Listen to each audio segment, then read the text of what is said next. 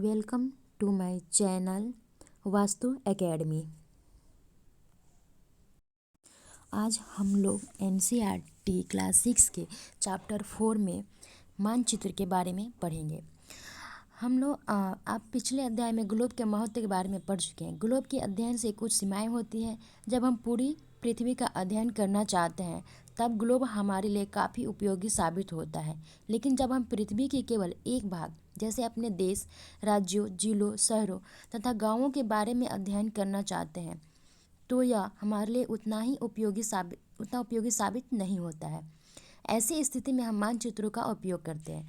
मानचित्र पृथ्वी की सतह पर या एक भाग पर पैमाने के माध्यम से चपटी सतह पर खींचा गया चित्र है, लेकिन एक गोलाकार सतह को पूरी तरह से चपटा करना असंभव होता है। मानचित्र हमारी विभिन्न जरूरतों के लिए आवश्यक है। कुछ मानचित्र एक छोटे दूरी को एवं कुछ तथ्यों को दर्शाता है। दूसरे मानचित्र में एक बड़ी किताब की तरह तथ्य हो सकते हैं। मानचित्र हमारी विभिन्न जरूरतों के लिए आवश्यक है। कुछ मानचित्र एक छोटे क्षेत्र को तथा कुछ तथ्यों को दर्शाते हैं। दूसरे मानचित्र में एक बड़ी किताब की तरह तथ्य हो सकते हैं। जब बहुत से मानचित्रों को एक साथ रख दिया जाता है तब एक एटलस बन जाता है। एटलस विभिन्न प्रकारों तथा अलग अलग पैमाने से खींची गई मापों पर आधारित होती है। मानचित्र से एक ग्लोब की अपेक्षा हमें ज़्यादा जानकारी प्राप्त होती है। मानचित्र विभिन्न प्रकार के होते हैं जिनमें कुछ को नीचे वर्णित किया जाता है। अब आते हैं मानचित्र कितने प्रकार के होते हैं। भौतिक, राजनीतिक और थीमेटिक। भौतिक मानचित्र किसे कहते हैं? पृथ्वी की प्राकृतिक आकृति जैसे पर्वत, पठार, मैदान, नदियों तथा महासागरों को दर्शाने वाले मानचित्रों को भौतिक या उच्चावच मानचित्र कहा जाता है। उसके बाद है राजनीतिक मानचित्र। राजनीतिक मानचित्र किसे कहते हैं? राज्यों, नहरों, शहरों तथा गांवों और विश्व के विभिन्न देशों और राज्यों तथा उनकी सीमाओं को दर्शाने वाले मानचित्र को राजनीतिक मानचित्र कहते हैं। अब आते हैं थीमेटिक मानचित्र। कुछ मानचित्र विशेष जानकारियाँ प्रदान करते हैं, जैसे सड़क का मानचित्र, वर्षा किस क्षेत्र में है, वर्षा का मानचित्र, वन किस क्षेत्र में है तो वन का मानचित्र, और उद्योग किस क्षेत्र में है उसका मानचित्र पे दिखाया जाता है, आदि के वितरण दर्शाने वाले मानचित्र इत्यादि। इस प्रकार के मानचित्र को थीमेटिक मानचित्र कहा जाता है। इन मानचित्र में दी गई सूचना के आधार पर उनका उचित नामकरण किया जाता है। मानचित्र 3 प्रकार के होते हैं या मानचित्र के 3 घटक होते हैं। पहली दूरी, दूसरी दिशा और तीसरी प्रतीक। तो हम लोग अब दूरी के बारे में पढ़ेंगे।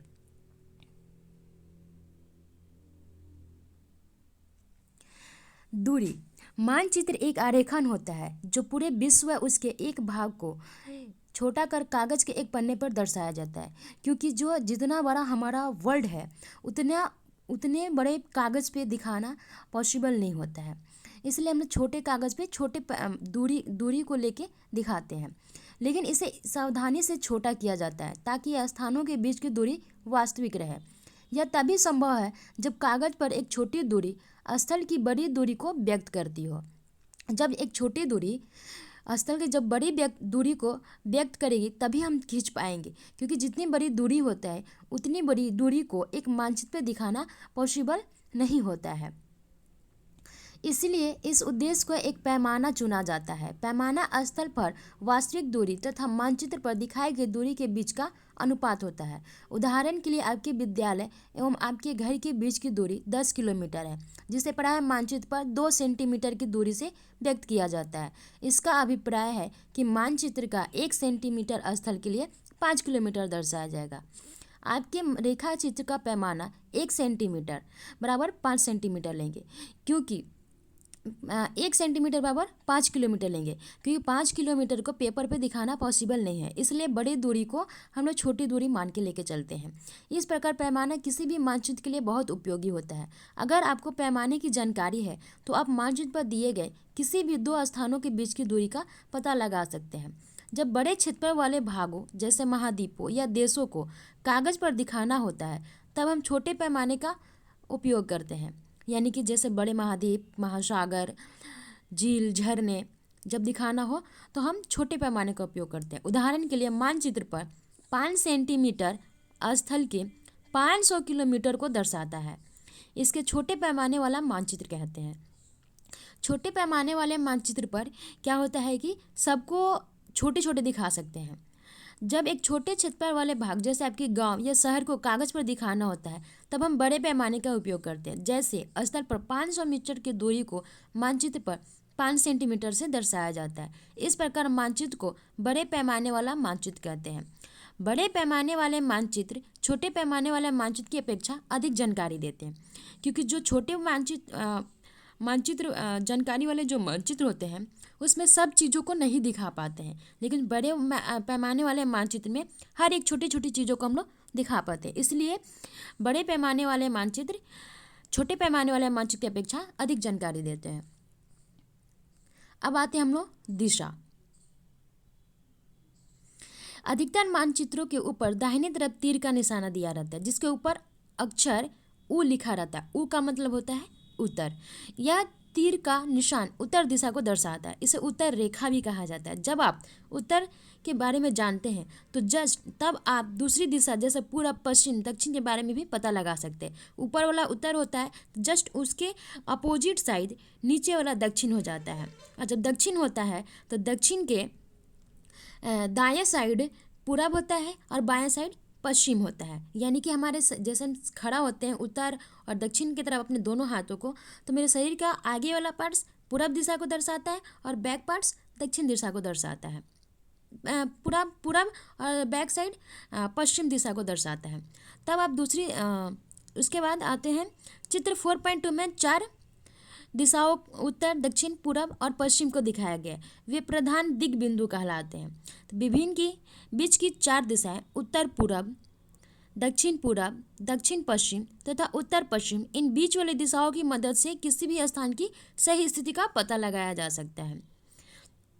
चित्र 4.1 में निम्नलिखित दिशाओं का पता लगाएं। विकास घर से कितनी सामुदायिक दूरी, सामुदायिक केंद्र तथा खेल के मैदान की दिशा, दुकानों से विद्यालय की दिशा। ये आपको एक समझाने के लिए एग्जाम्पल के तौर पे एक बताया है, ताकि आप कैसे किसी दिशा की जानकारी या किसी जगह की जानकारी आप प्राप्त कर सकते हैं।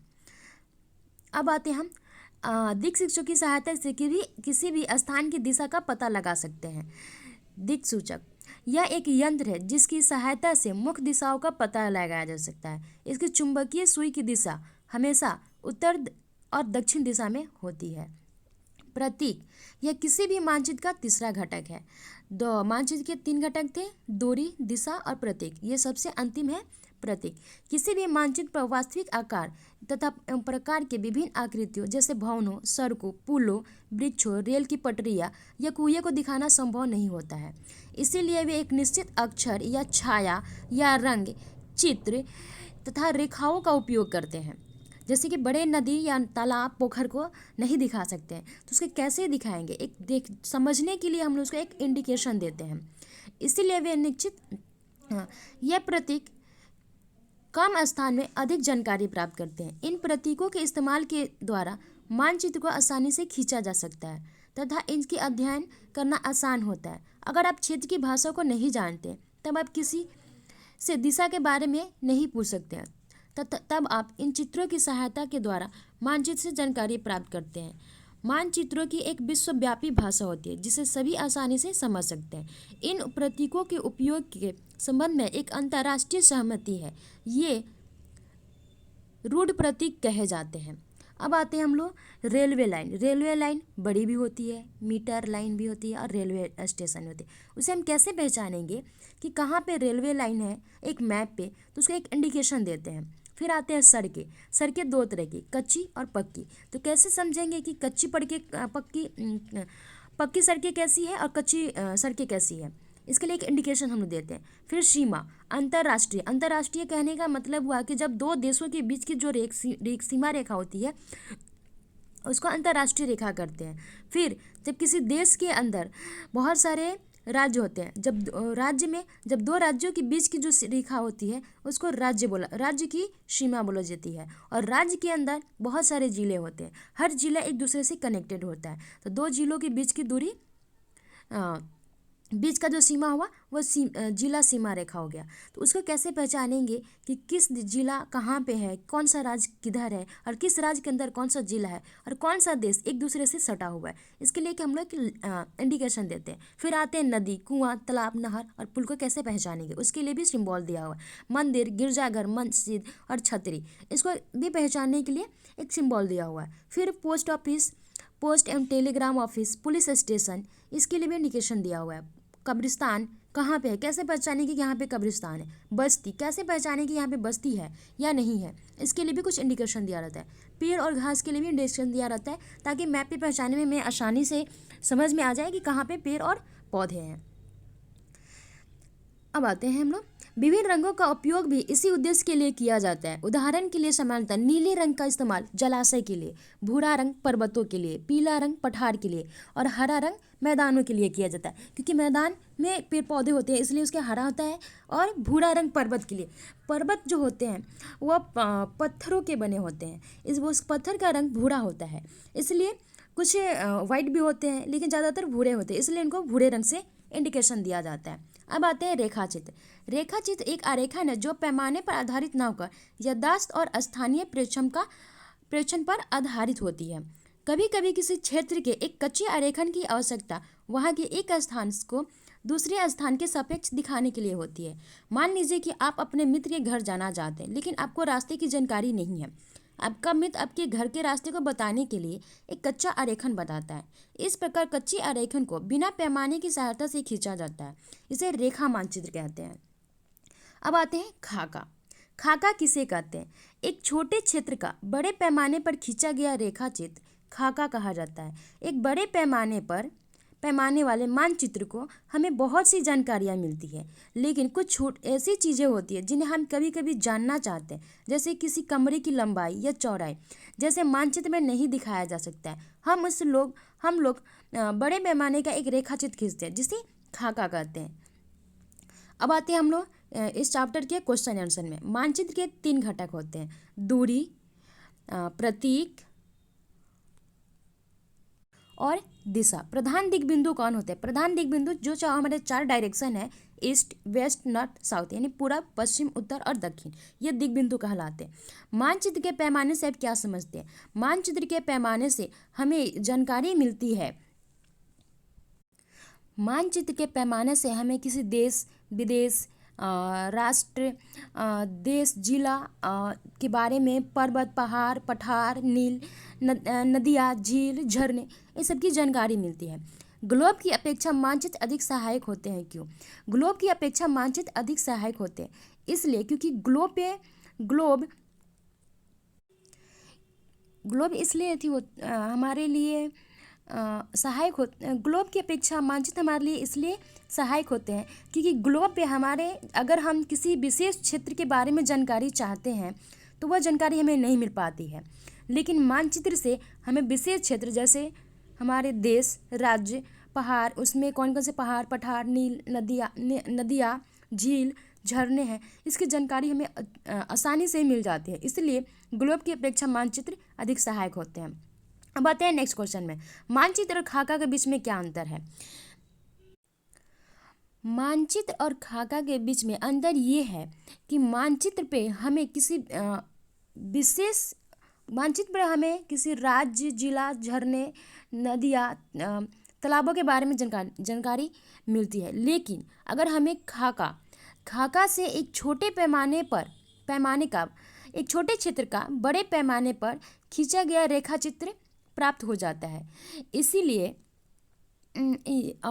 ये मतलब राखी पे प्राप्त, जैसे कि अगर हमें किसी कमरे की लंबाई या चौड़ाई के बारे में मानचित्र पता लगाना है तो ये हमें जानकारी मानचित्र से नहीं मिल पाती है, लेकिन खाके से इसकी जानकारी हमें मिल पाती है। कौन सा मानचित्र विस्तृत जानकारी देता है? तो खाका मानचित्र हमें विस्तृत जानकारी देता है। क्यों? क्योंकि बड़े पैमाने पर खींचा गया मानचित्र, बड़े पैमाने वाला मानचित्र हमें विस्तृत जानकारी देता है, क्योंकि बड़े पैमाने वाले मानचित्र पे हमें हर छोटी छोटी चीज़ों को इंडिकेशन दर्शा सकते हैं उस पर, लेकिन जो छोटे पैमाने वाले मानचित्र होते हैं उसमें सारी चीज़ों को दर्शाना पॉसिबल नहीं होता है। प्रतीक किस प्रकार का मानचित्रों के अध्ययन में सहायक होते हैं? जो प्रतीक होते हैं वो भवनों, सड़क, पुल, नदियाँ, तालाब, झरने आदि को दिखाने में सहायक होते हैं, क्योंकि उतनी बड़ी चीज़ों को हम पेपर पे नहीं दिखा सकते, इसलिए वो हमारे लिए सहायक होते हैं। नेक्स्ट क्वेश्चन है, वृक्षों के वितरण को दिखाने वाले मानचित्र कौन होते हैं? तो वह भौतिक होते हैं। नीले रंग का इस्तेमाल किसके लिए किया जाता है? जलाशय के लिए। दिक्सूचक का प्रयोग किसके लिए किया जाता है? मुख्य दिशा का पता लगाने के लिए। पैमाना आवश्यक है मानचित्र के लिए। थैंक यू, धन्यवाद। तब तक के लिए हमारे वीडियो को लाइक, सब्सक्राइब्स एंड शेयर करें, और नेक्स्ट वीडियो के लिए हम नेक्स्ट चैनल में मिलते हैं। Okay, bye.